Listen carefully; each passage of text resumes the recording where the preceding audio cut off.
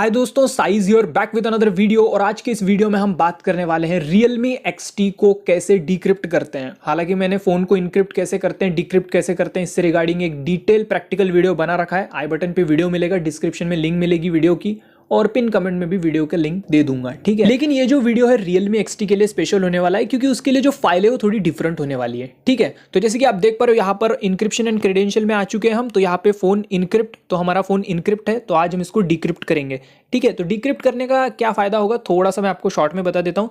यहाँ पर आप कोई भी कस्टम रोम चेंज कर सकते हो विदाउट इंटरनल स्टोरेज को लॉस किए। कोई भी डालो यार, लॉस ही नहीं होगा आपका इंटरनल स्टोरेज, ठीक है।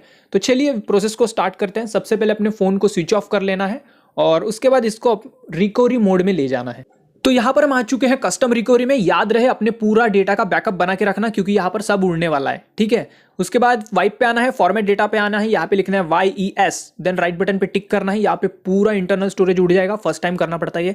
देन माउंट पे जाना है, वेंडर को माउंट करना है। क्या माउंट करना है? वेंडर को माउंट करना है। देन बैक आना है, इंस्टॉल पे आना है, और यहाँ पर मैं आपको एक जिप फाइल प्रोवाइड करूंगा, उसको फ्लैश कर देना है। तो ये रही वो zip file, disable force encryption Realme XT। Simply इसको कर देना है फ्लैश, ठीक है। जैसे फ्लैश कंप्लीट होता है, ये वाइप कैचे डेल्विक है ना, इस पर एक बार क्लिक करके इसको भी स्वाइप कर देना है। ये कर दिया, देन रीबूट सिस्टम पे क्लिक कर देना है। हो चुका हमारा फोन डिक्रिप्ट।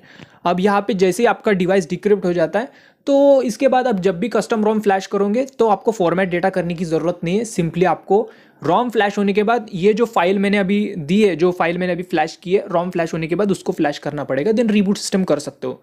तो इसका आपका मेन फायदा ये रहेगा कि आप बार बार कस्टम रोम्स चेंज करते हो तो आपको इंटरनल स्टोरेज गंवाने की ज़रूरत नहीं है।